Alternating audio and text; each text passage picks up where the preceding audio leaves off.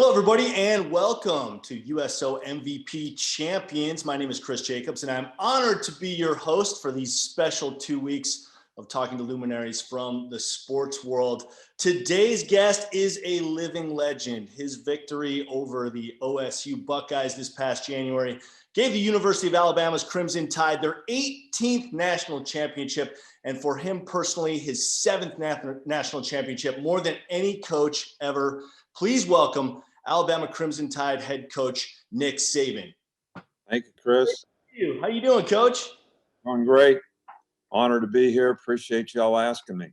It's an absolute pleasure to have you here, sir. Now, of course, you have friends from all over the world, but one fan in particular is very excited to join us from the Pentagon in Washington, Vice Chairman of the Joint Chiefs of Staff, General John Hyten. General, please join us. Hey, Chris. Coach Saban, honored to be with you today. A big honor to be with you. As you can tell from the accoutrements on my desk, I'm a huge Alabama fan, and as I told you earlier, this one's got the 16 on it, so thanks very much for making it 18. Good job.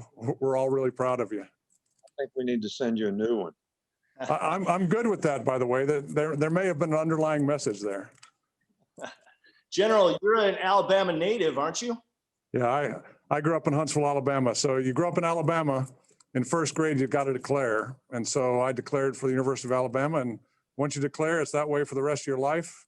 So I got to watch Coach Bryant work through really the last 10 years of his career. And then a bumpy road for a while. Coach Stallings won a national championship, and it was bumpy for a while. And then Coach Saban came on the scene, and everything was right in Tuscaloosa and everything was right in Alabama. So it's an honor to be with you, Coach. It's an honor to be here. It's an honor to be with the folks out in Erbil. So thanks to the USO for putting this on. You've been doing this stuff a long time. You're pretty awesome. But for the servicemen and women in Erbil, thanks for being over there. Thanks for watching over us. You got a tough job, and you've had a tough road the last few weeks, but thanks for what you're doing. Thanks for staying safe. Thanks for protecting the country. We appreciate it. General Hyten, we really appreciate you joining us. And of course, Coach Saban, a lot of people are excited to talk to you and hear our discussion today. So without further ado, let's go to Erbil and check in with the troops that will be joining us live. So if you guys would start your video for us, please. There they are. Hello, sir. Welcome. Hey, good afternoon. Introduce myself. I'm First Lieutenant John McDaniel.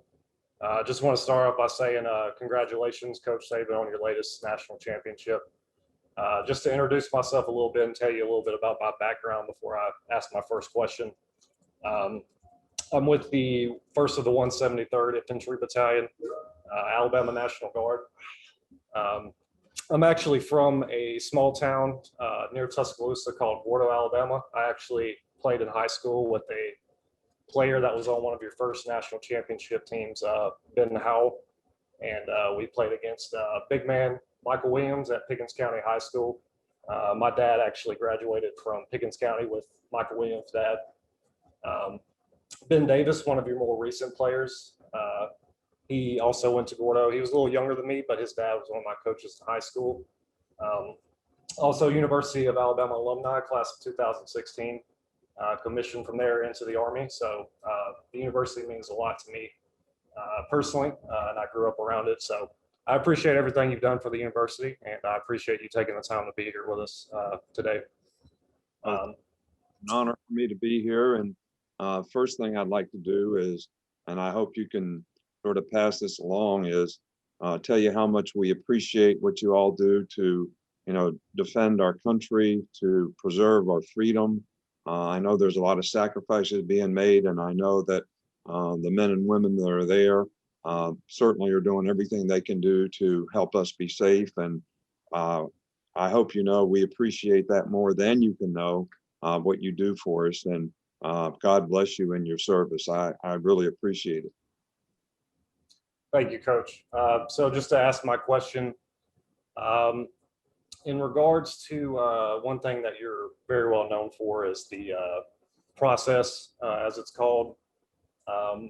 What I was really wondering about, there are specific aspects that we look for in the military with people as far as, good discipline, honor, integrity, values such as that. What are some of the specific attributes and disciplines that you might look for with a player and as well as your coaching staff when looking to contribute to your program or add to your program? Well, I think that the way I try to explain this is, we want to have people establish the goals and aspirations and things that they want to accomplish. And the process that you mentioned is simply a definition of the things that you need to do to accomplish the goals and the vision that you have. And it also takes everyone probably has to edit their behavior a little bit to be able to do that, to accomplish those goals and aspirations. And I think the third part of that, though, is, and the part that most people probably struggle with the most, is discipline to execute every day. And, there's all kinds of definitions of discipline. Do what you're supposed to do, when you're supposed to do it, the way you're supposed to do the right thing, the right way, the right time, all the time. So there's but I'm talking about self-discipline, which really comes down to two questions that we ask ourselves when we make hundreds of choices and decisions every day. There's something I know I'm supposed to do that I really don't want to do. Can you make yourself do it? And over here, there's something you're not supposed to do, but you want to do it. Can you keep yourself from it? So this starts happening at 8 o'clock in the morning when the alarm clock goes off. And you make choices and decisions about what you do on a daily basis. And the thing that we try to get the mindset of our people is, it's feeling versus choice. You're going to do what you feel like doing, or you're going to choose to do the things you need to do to accomplish the goals that you have. So we're always trying to establish this discipline, this self-discipline, the choices and decisions that you make. There's a lot of things that go into that. Perseverance, creating ability to overcome adversity, pride in performance. I mean, there's a lot of things that go into it, but it basically comes down to, if you can make those choices and decisions, you'll always stay on the path to be able to accomplish the goals that you have to the standard that you want to play to. So, what we try to emphasize here is, I think outcomes are kind of a distraction. So you don't really want to think about the outcome. You want to think about, what do I have to do to get the outcome, which is all a part of the process, which is where the discipline and the self-discipline comes in to make the choices and decisions to be able to do that. Coach, that's an excellent answer. Thank you so much. Do you guys have some more questions there? Thank you, Coach. Thank you. Good evening, Coach, or afternoon there. I'm Sergeant First Class Harrison. I'm also with the 173rd Infantry Battalion out of Alabama. I live in Enterprise, Alabama. My brother's actually a high school football coach at Rehoboth. And in 2009, me and him sat beside you at one of your coaches' clinics when Coach Osborne was speaking. And I watched you take about 10 pages of notes on how to motivate players. I just wonder how you stay motivated to keep coaching after all the victories and all the wins and all that. How do you stay motivated? Well, I think, first of all, the goal of the program here is not just about winning. It's really to help our players have a better chance to be more successful in life because they were involved in the program. So, personal development is a big part of that, whether it's mindset, sort of educating them on the consequences of good and bad behavior and how that can affect their brand and their future. Leadership is something that we try to promote in our organization, which creates value, ability to communicate when you get interviewed, all about your brand. Obviously getting an education and developing a career off the field. We tell all of our players, you're going to college to prepare yourself for the day you can't play football. And then, a lot of our guys want to play in the NFL someday, so we want to help them develop a career. All right, so we don't have any signs up, in this building that says win the national championship. We don't have any signs up that says win the SEC. We have a sign up that says be a champion. All right, so the challenge for me is to create champions in our organization, which is going to help us have the opportunity to be successful in the fall.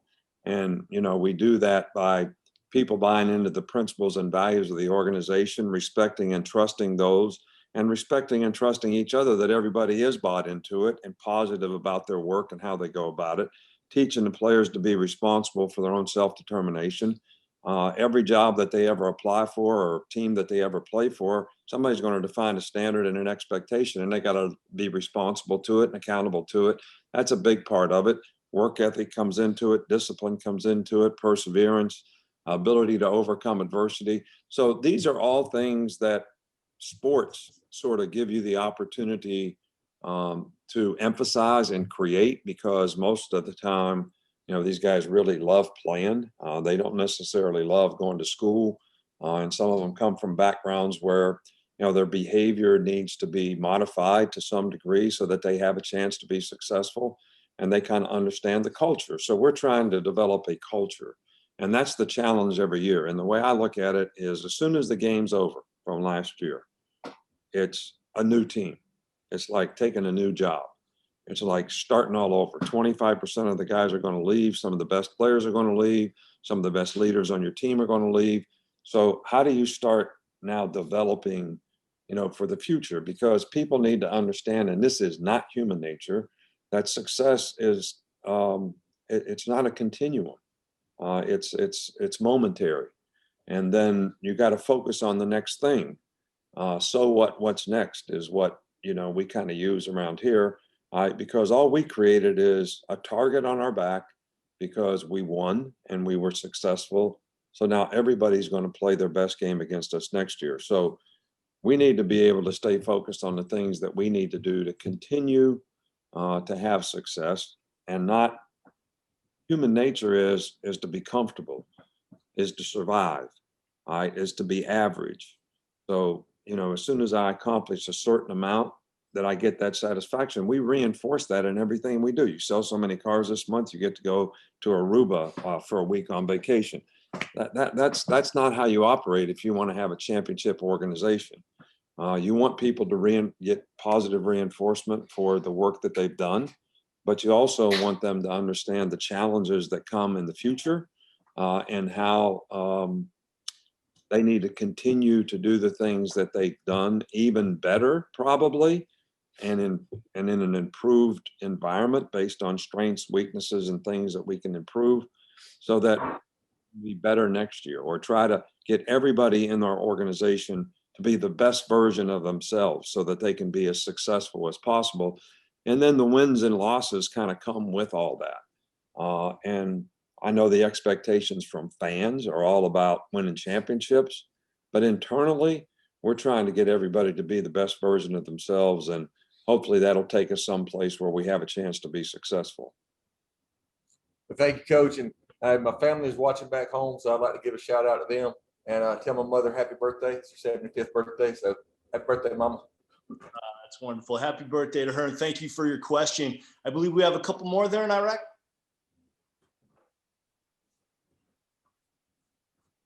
Hello.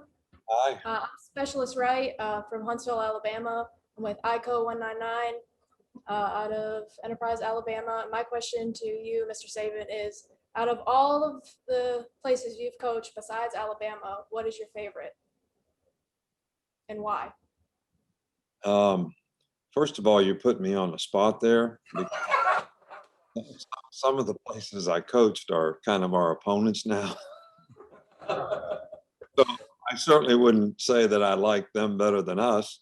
So, but to be quite honest, I've had the opportunity to coach at some great places with some great people, with some great mentors, and all the success is contributed to things that I learned from all those good people through the years, all the way back to my high school coach and my college coach, Don James.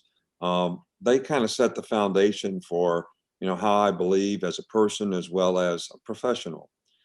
So in all honesty, I can't really say that I've ever coached any place any better than the University of Alabama. And the reason for that is the people here, everybody from our administration to the athletic administration to the university community, they all really want to be the best. And that's not true every place that you coach. They might say that, but they're not willing to make the investment that you have to make in people, in process, in programs that you have to help players develop that cost money, and they're not willing to make that investment. And here we are very much willing to make that investment. You know, we're in the top 3 in the country in revenue created by sports, but we're first in how much we reinvest in each player. So I can honestly say that because of that commitment and because of the support that we have unilaterally from top to bottom, this is the most pleasurable place that I've ever coached, and it also provides the best opportunity to be successful. And we have great fans, and they're part of the team too. But this whole organization that we have here and wanting to be the best is, and I'll give you an example. You know, I asked to have a nutrition center built here probably about 5 years ago, and I don't know, it was 16, 18, $20 million commitment, which was a lot. I don't like to ask for things like that because we have a lot here already. So they build it, and a year goes by, and the athletic director comes in and says, we're going to invest $600 million in facilities. And I had to say, for what?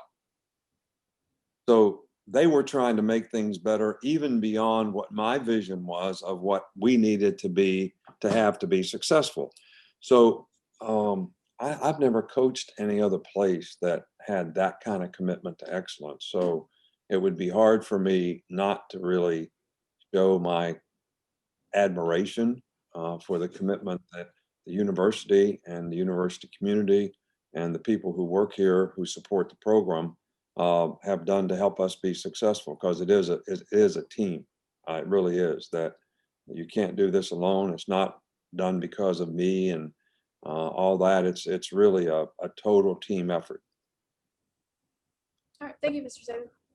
Appreciate that. And General Hayden, you got to be proud of a fellow Huntsvillian asking that question. Pretty cool that you guys are from the same city. I like that. I know we got one more there from USO Reveal. Good afternoon, all. How you doing, Coach Saban?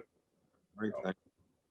First sergeant lead from HHT 2nd 108 Cav, Task Force Tiger. I'm from Shreveport, Louisiana, so I must apologize. I'm not an Alabama fan. I coached. Yes, sir. But my favorite player of all time did play for Alabama. That was Derek Thomas. But I do have a question on another realm of things. As a head coach and a successful head coach as you are, my question is about your leadership. What leadership traits do you think it is that you possess that cause so many players to want to follow you, other than just your successful track record, sir? Well, I think that first of all, I would define leadership in sort of my terms. And I think that, first of all, to be a leader, you know, somebody in the organization has got to define the principles and values of the organization and the standard and expectation that you have for all those in the organization, so that they understand exactly what the expectation is and they know exactly what the principles and values are. Because to be a leader, to me, you have to be somebody that somebody else can emulate. In other words, you have to set a good example. Well, the good example comes from what is the definition of the principles and values of the organization. So if you don't have that, you can't really be a leader, because from that, you set a good example. Like here, you know, I tell our players, you can't be on the leadership group unless you set a good example. So you can't just be a leader on the field. You can't come in the meeting late. When we start a special teams meeting, you can't have a positive drug test. You can't be missing class, because you're not really setting the example for somebody else to emulate. And the second part of that is, once we define all those things and we get people who are actually buying into the culture, setting the example that we want to set, then we need to care about other people for their benefit. You have to care to help somebody else for their benefit, not for your benefit. If you do it for your benefit, that's manipulation. So you want to show them how what they can do will actually benefit and create value for them and their future, which in turn will create value for the organization. So I guess what you're asking me is, first of all, we have to know exactly what we're defining here, right, so that we can set a good example for it. and then care about the people in the organization. Because I think so many people think leadership is just, okay, I'm going to go in and stand in front of the team and give this great speech today, and that's leadership. No, it's not leadership. It's, constantly reinforcing the principles and values and trying to get the people in the organization to buy into being able to do that and do it exactly like it's defined, and then show them how that creates value for them. All right, so you're actually serving, other people all the time, and the way you lead and the things that you do. And that doesn't mean you're making them happy. And that doesn't, even like raising children. All right, do you make your children do what's right, or do you make them happy?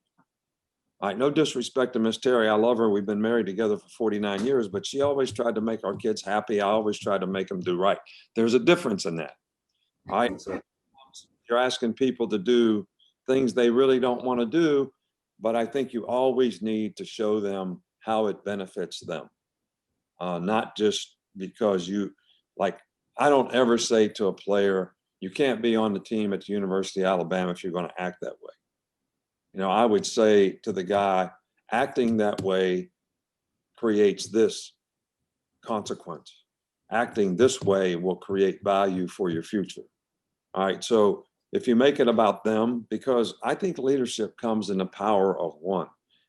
You convert one person at a time. It's not like you can stand in front of 100 guys and give one speech and everybody, that's kind of an emotional charge. It's not necessarily leadership. Sometimes you need that in a game, especially if things are not going well. And maybe that's a small part of leadership, having the ability to do that. But that's really not the nuts and bolts of leadership, in my opinion. It's really defining the principles and values, setting a good example for those, caring enough about other people to show them how those things will benefit their future. Sir, thank you very much, sir. Thank you so much for that thoughtful answer, Coach. And we appreciate you guys there in Iraq. In general, I know you'd like to offer a few words to those there at USO Erbil. All right. So to the soldier in Erbil, thanks very much for what you do every day. For the folks that are from Alabama and for the folks from Shreveport, just so you know, my family spent 2 years in Shreveport, but we'll ignore you for the time being and just talk to the Alabama folks. No, I'm kidding. We really do love what you're doing, and I know you got a couple of missiles here a couple of weeks ago. Had a contractor who had a heart attack and died. It's a tough place to work. But the work that you do is critically important to the security, not only of our country, but of the world. Exactly. And I can't tell you how much we appreciate what you do every day. Coach Saban wouldn't take the time out of his schedule to come talk to you if he didn't really care about what you do. And I tell you from my perspective, Coach, you're an amazing teacher, amazing leader, and amazing champion. And I think those things come in order. And I think you really set the example. And I got a good buddy of mine who's in my last job at Commander Strategic Command, the nuclear command of the country. He was at Alabama class of 82. And it's funny, he grew up in Decatur. I grew up in Huntsville, a year apart. And we both grew up to be 4 stars, him in the Navy, me in the Air Force. And we use what you teach to help us learn leadership. So thanks for what you do. But most importantly, thanks for the folks in Erbil and for showing the example for our country each and every day. We appreciate you. Thanks for those words, General. And to those of you in Erbil, thank you so much for joining us. You guys, we really appreciate you. You guys stay safe and stay healthy. Thank you one more time. General, I know that you have to log off in just a little bit, but before you go, I want to bring in some of our servicemen and women from Buring, which is in Kuwait. And I'd like to give you an opportunity to address them, sir, once they log on. That'd be awesome. Join us there in Kuwait, please. There they are. Hello. Welcome. Hey, Coach. Captain Rutledge here, commander of Alpha Company 115th Expeditionary Signal Battalion. We're out of Florence, Alabama. I live in Huntsville, and I've got a team here who's big fans, and going to give them an opportunity to ask you some questions. Guys, before we get to that, I know that General Hyten has to jump, so he's going to offer you guys some words of encouragement. General, I'm not going to take a lot of time because I know you want to talk to Coach Saban. That was the highlight for me. Listen to Coach talk to the folks in Erbil, and he's going to answer your questions. And it's pretty amazing to listen to somebody like that. But I just want to say thank you for what you're doing in Kuwait. Last time I was in Kuwait was 2006. I know it's an interesting place, a difficult place. I know that you got a tough job. So I just want to say thank you very much for your service. I too am from Huntsville, Alabama. You can probably tell I like your flag. I got a helmet and a football that I pretty much take with me everywhere I go there. My wife calls it a shrine in the house over the fireplace where I put all that stuff. It just reminds me of my heritage. It reminds me of Coach Bryant, Coach Saban, all the folks that came before, friends that from the university. So it's good to remember where you come from, but we're all Americans, all serving, and thank you for serving in a very dangerous place. I'm going to have to sign off and run to a meeting, but roll tide, absolutely. General Hyden, thank you so much for joining us, sir. We know your schedule is busy and we appreciate you taking the time. And Coach Saban, thanks again for the time. It really was an honor. I appreciate it. Great being here. Enjoyed it. Thank you so much. Thank you. Thanks, General. Take care. And guys there in Kuwait, please, if you'd like to proceed with your questions for Coach Saban, go right ahead. Hey there, Coach. I'm Specialist Patterson from Beauregard, Alabama. I don't know if you're familiar or not, but it's in between Opelika and Auburn. I'm close to the barnyard. My question for you is the great motivational speaker and the way you inspire others. Is there a quote that you kind of keep in your pocket, daily? Well, first of all, let me tell you that I really appreciate what you guys do, probably more than you know, and thank you for your service. The men and women who, keep our country safe and protect our way of life, which is probably the greatest country in the world. You guys probably don't get thanked enough, and I certainly do appreciate it and appreciate what you do. So, I got so many of those. They're not necessarily sometimes motivational quotes, but like one that I like to use on guys when they tell me what they're going to do, but they're really not doing what they say is, what you do speaks so loudly, I can't hear what you say. That's one that always kind of hits home with guys. And, I think it's really all about, are you really doing things to the standard that is going to allow you to accomplish the goals and aspirations that you have? And because I think people really lose track of that. It's very challenging. And sometimes they don't just need to be inspired, they need to be reminded and confronted that what they're doing is not really going to help them accomplish their goals. So I don't know if there's one specific thing that I can think of as a quote that I would say is inspirational and motivational. Never lose a failing, never waste a failing, because when things are not going well, or you lose, or you're getting beat, probably the best time to learn how to grow, how to get better, how to improve. And sometimes, we don't have enough respect for the critical eye as people. We're defensive about what we did or what we didn't do, rather than, coach, tell me what I did wrong so I have a chance to get better. And I think that that's something we can all benefit from. I know there's always an interesting story I tell when you guys are probably familiar with the Mercedes plant that's right outside of Tuscaloosa going toward Birmingham. I think it's the largest Mercedes plant in the world. And I go there, I've probably been there 10 times in the 14 years that I've been here to speak to the masses there about teamwork, togetherness, and stuff like that. And they took me on a tour of the assembly line. And there was a clothesline that ran through the whole assembly line. And I noticed that when we got to the end, there weren't very many cars that had flaws, that they put all the cars with flaws on the side so that they repair them before they put them out. And I had gone through, General Motors plant, when I was Michigan State in Detroit, and there were quite a few more cars that, come off the line that weren't perfect. So I just had to ask, I said, what is the clothesline for?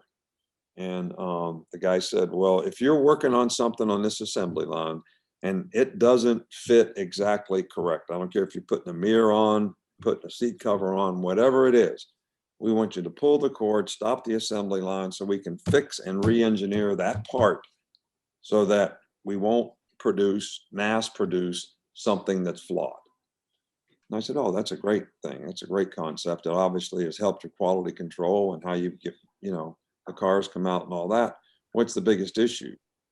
Getting people to pull the cord. Nobody wants to say what I'm responsible for is not right. It's messed up. And that's not how we should be. We should have enough respect for, I call it the critical eye, to come in and fix whatever is that's wrong. So that we can get it right and we can all improve, from that circumstance. And I think that's something that we try to get our players to really understand, so that when they're getting coached, they're not getting criticized, they're getting taught. And I think that's a very important concept for all of us, because our defense mechanisms come up quickly, when somebody questions what we're doing or what we're responsible for. That's awesome, Coach. That's the answer I was looking for. Good luck this spring and roll Tide. Roll Tide. Thank you, man. I appreciate it. Great question. Great answer. Thank you, Coach. Who's next there? Hi, Coach. This is Steph starting quick. I'm from Coleman, Alabama, up north between Birmingham and Huntsville. I was going to talk more along the football lines because they've took most of my questions already. So I was just going to ask you, possibly, have you seen a lot of progression in Bryce Young and Paul Tyson since the last season? And do you think possibly that the quarterback position would be the biggest need for the most consistency going into the season for the overall success of the team, seeing how Mac Jones, was so dominant last year and left out? Well, I think you asked an interesting question. And I think just philosophically, the quarterback is football, great team game, except for one position. That's the quarterback. The guy gets the ball every snap you have on offense, and he distributes the ball to somebody, whether it's a running play, passing play, gets us in the right protection. If it's a pass play, gets us in the right running play sometimes based on what the defense is doing. So this guy is really so critical, and his ability to be accurate and his decision-making processing is the most important part of what he does. People look at great athletes, big, strong guys that can run fast, have a big arm and all that. That's great. If you have a guy like that who has leadership qualities, he's a good decision maker and has good judgment, and he's accurate with the ball. Those are the three things that are most important. Anytime you have someone that's coming into the program for next year, like we have, the thing that we were able to do when Tua was a freshman, because we played a normal season, right? So we play these 4 games against, 3 games. One we usually play against a good team, 3 usually play against a lesser team, where you have an opportunity to play a lot of players. All right, so there's a plan on how you develop players through a season, even for the next season. So with the COVID and playing all SEC games, we had no opportunity to do that last year. We had no spring practice. All right, we couldn't be out there with the players in the summertime. So until we got to fall camp was the first time we ever had a chance to take these freshmen and, sort of coach them and grow with them so they can learn the system, and the quarterback being the primary guy. And then as we played the season, we wanted to have this learning process that we could go through with these guys. Then, like in Tua's case, Tua played like almost 300 snaps, when he was a freshman, when he wasn't a starter. So when we put him in a national championship game, it wasn't like the guy never played before. Well, Bryce got to play very little last year because we're playing all SEC games. And when he did play, it was sort of mop-up time a lot. So didn't quite get the experience that we would have liked for him to get to be able to transition into this season. So I think the question that you ask is very, very valid in terms of how's that going to impact the success of our team next year. I think it's going to be huge. I can't answer the question now because we've done nothing but off-season program. Nothing is a lot in the off-season program where you're allowed to have a football. So based on doing the offseason program, the guys are doing great. How's that equate into how they're playing quarterback? I don't know. I mean, when we start having spring practice on Friday, March 19th, we'll be able to make a much better assessment of that whole situation at quarterback. But is that one of the biggest concerns going into the season, that we can develop those guys at that position to play winning football? Certainly is. But it was the same concern last year because Mac Jones didn't play that much. He hadn't played that much before last year. All right. So, but he did a great job. So you just don't know for sure. Great question there, guys. We have another couple there. Coach. Go ahead. Hey, Coach, I'm Sergeant Tate Smith. I'm from Wetumpka, Alabama. You already spoke briefly about adversity, but just a quick question. How do you keep your guys or keep players so engaged, even with all the outside distractions, dealing with COVID last year? Big things happen like losing Jalen Waddle.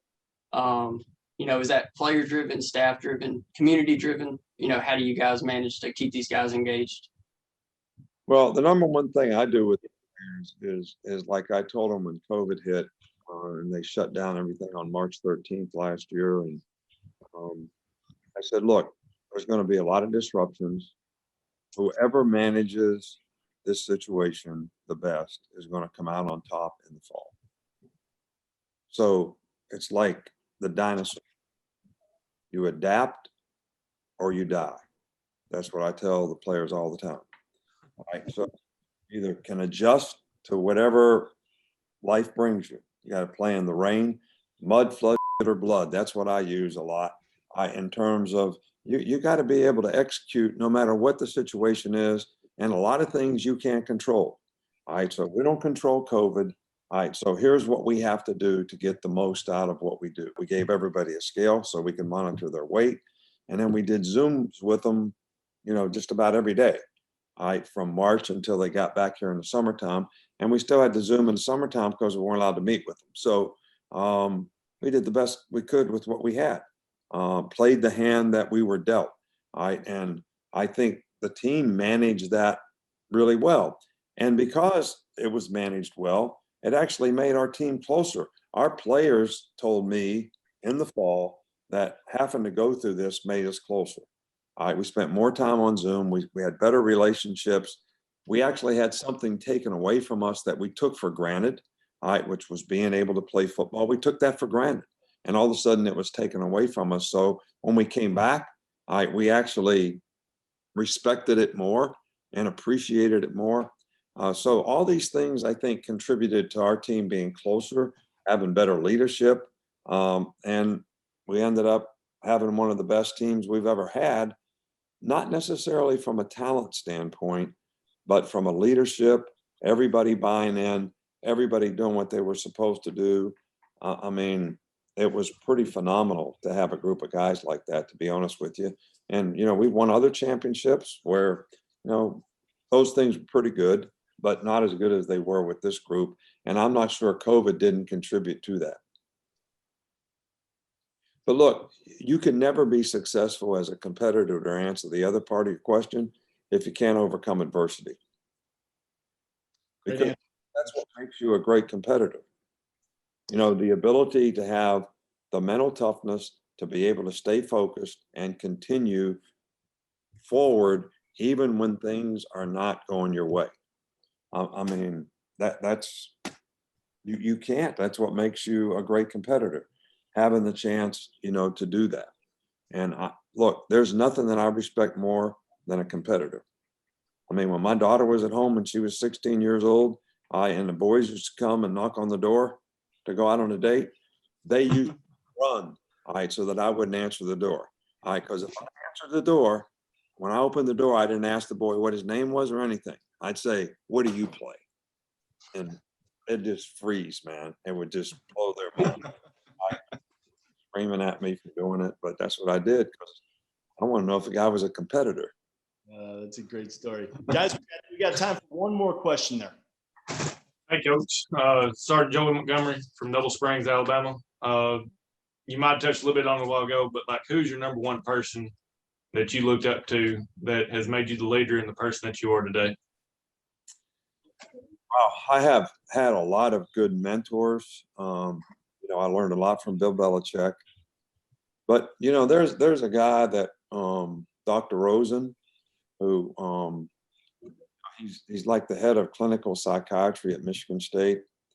He and I became friends, when I was a coach at Michigan State, and he has worked with me on human behavior, how to motivate people, how to manage different personality types, because everybody's not the same. And I learned a lot from pro football. When I coached in pro football, I used to coach before I coached in the pros. I coached everybody the same.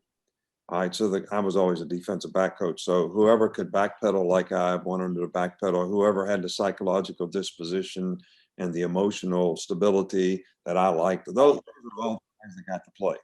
All right, but when you coach in the NFL, when the owner pays a player, he's playing.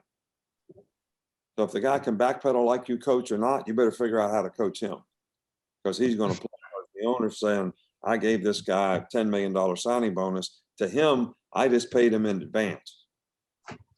Like a 5-year contract, I just paid him $2 million a year in advance. So he's going to play. So you better learn how to coach him. If he's a jerk, all right, you better figure out, how am I going to coach this guy to play, because he's going to play. So I had to learn how to coach every physical style of player.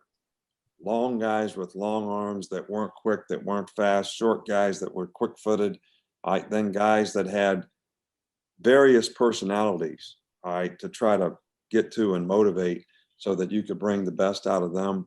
So that made me a better coach. But in doing this, I sort of got really interested in, how can I do this? Because I didn't know how to do it.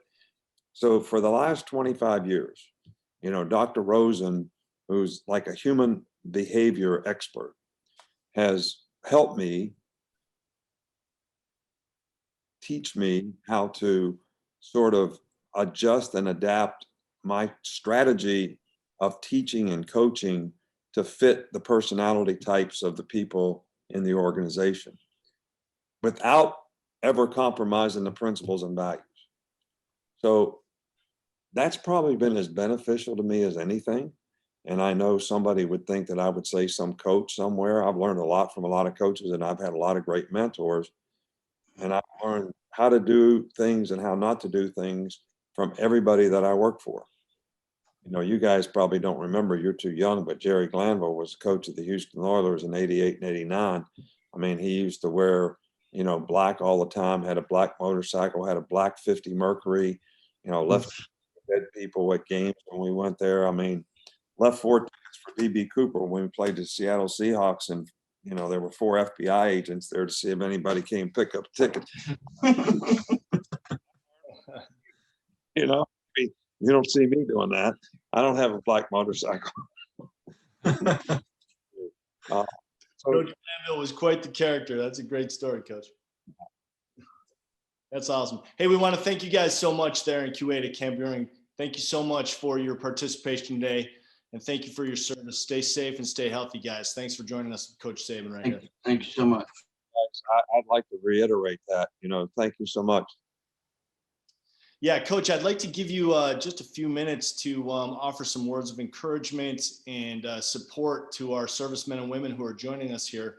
But before we do that, I want to go to one last location, Fort Hood in Texas. If you guys would join us, I know you have a couple of questions for Coach Saban. How you doing in Fort Hood? Please unmute yourself there for us. There you go. Welcome. How you doing, Chris? How you doing, Coach? Got some really amazing people behind me wanting to say hello to you. So without further ado, on behalf of USO Fort Hood and the Great Place, welcome. Excellent. Thank you. Appreciate what you do. Please introduce yourself and what's your question for Coach Saban?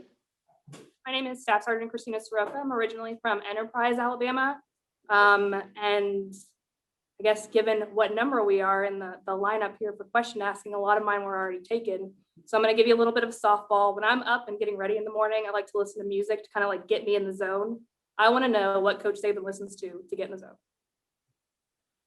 Well, I have basically 3 or 4, a couple hundred songs on an iPad or iPod, I guess they call it, in my car, in both of my cars, in the office that I can listen to. And it's the Eagles, Elton John, Michael Jackson, and Al Green. But what's your favorite Elton song? Funeral for a Friend. Oh, okay. 11 All minutes. right. I can listen to Those- that song from the office to home. One song. I like it. I like it. What about Thanks, you? Coach. What's your favorite go-to music to get yourself motivated? Oh man, it's been a lot of 38 Special lately. A lot of 38 Special lately. I like it. All right, thank you, Coach. Hey, we appreciate your question. Thank you. Rolling Stones are on there too. Noted, noted. Thank you. One of my favorites. And Can't Hear Me Knocking's a great motivating song. you have to know that our victory song that when Terry and I get off the airplane and get in the car, if we won the game on the road, we play Gimme Shelter. I like it. I like it. Step on up, please, sir. What's your question for Coach Saban? Introduce yourself. Thank you for joining us. Yes. Hi, my name is Specialist Clark. I'm actually from Kansas City. I came here for an opportunity to be able to learn from someone who's actually a tremendous leader. So, well, I wanted to ask maybe if you wanted to come over since KU needs some help, unless Miles just got out, so maybe I could recruit you over there.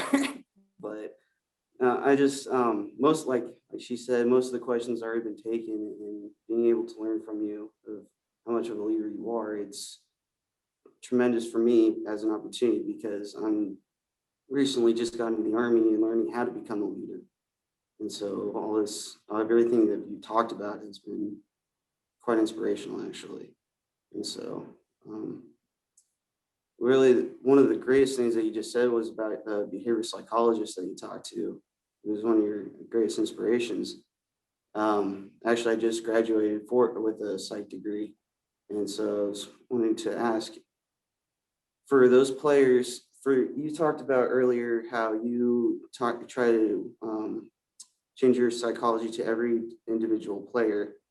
For those players who are going through a lot and who are going through troubles and trying to do their best, what are some of the things that you've done, actions that you've taken to help those players become better themselves, really? Well, I think that I always try to, especially when guys are struggling and sometimes struggling with issues that really they didn't create, like someone in their family dies, someone that they're close to, went to high school with, or best buddy, has an accident and is in bad shape. I mean, there's so many things in life that, the water pipes break in their house and their house is flooded, or their dad's in a wheelchair and they're having a flood in Beaumont, Texas, and that's affecting a guy. So first of all, we always try to help whatever the circumstance and situation is. Then we also want to try to create a psychological disposition that is a little more positive in terms of, like I had a player once that his dad was blind and he never really could see him play. And we were going to play in the SEC championship game. And the week of the game, his father passed away. And he came to me and he said, I really want to play in this game. He said, but I don't know if I can because this is really hard on me. And I said, I understand. And I don't really want you to play in the game unless you feel like you can. But if you do play in the game, this may be the first game your dad ever saw you play. So the guy played in the game. He was the MVP of the game. All right. So not just me, but, Dr. Rosen, other people that we have in psychology, trying to give psychiatry, whatever you want to call it, people a different sort of psychological disposition on whatever the circumstance is.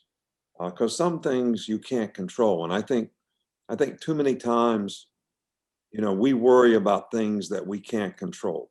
And if you can stay focused on the things that you can control, and you think about how your behavior is affecting everyone else.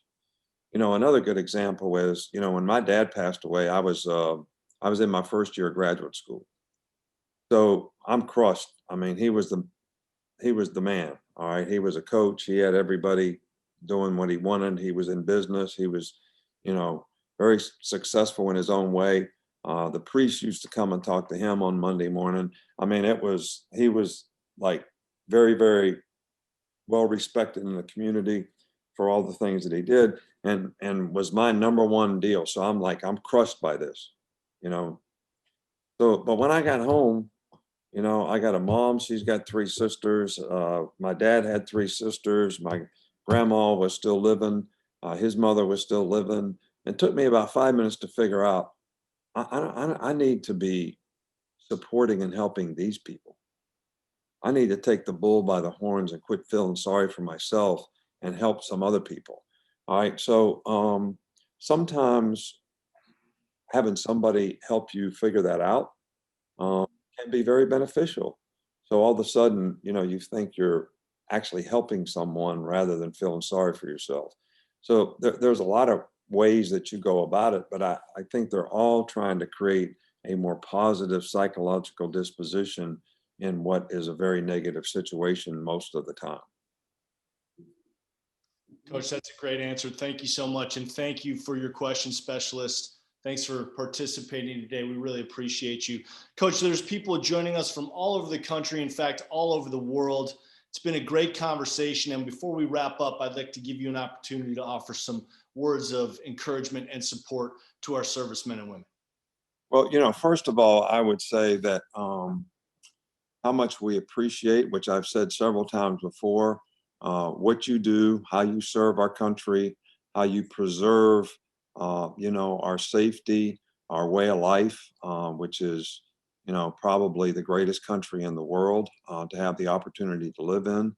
And you make tremendous sacrifices, you know, being away from your family to go out in various places in the world to keep our country safe and keep the world safe, you know, to some degree. So we appreciate that more than you know. And I want you to know that we're hopeful that God blesses you in your service. The only words of encouragement that I would give is, and I only do this because this is something that I say to our team every year, you know, sort of when we begin fall camp. We're always trying to get people to be the best they can be at whatever they choose to do. And I'm going to paraphrase this, but Martin Luther King gave a speech a long time ago. And he said, there's only one guy in the green stamp store in Montgomery, Alabama that I would let shine my shoes, because the pride that the guy had in shining your shoes well, and the positive gratification that he got if you told him you were happy with the way he did what he did. Then he goes on and says, if you're going to be a street sweeper, be the best street sweeper in the world. You know, sweep the streets like Michelangelo painted the Sistine Chapel, like Shakespeare wrote literature. Put a sign up that says the best street sweeper in the world lives right here. And if you do that, you accomplish the best there is in life, knowing you did your best to be the best you could be at whatever you choose to do. Now, everybody's asking for inspiration. I think that's the most inspirational thing that anybody could say to anyone. You'll get more positive self-gratification from knowing you did your best to be the best you could be at whatever you choose to do. So with that, I guess I'll sign off and wish you all well and Godspeed. So thank you very much, and roll tide. Coach Saban, can't thank you enough. This has been a wonderful, wonderful session. Your words are truly inspirational and encouraging. Good luck this season. Roll tide indeed. And thank you for joining us here at the USO MVP Champions Week.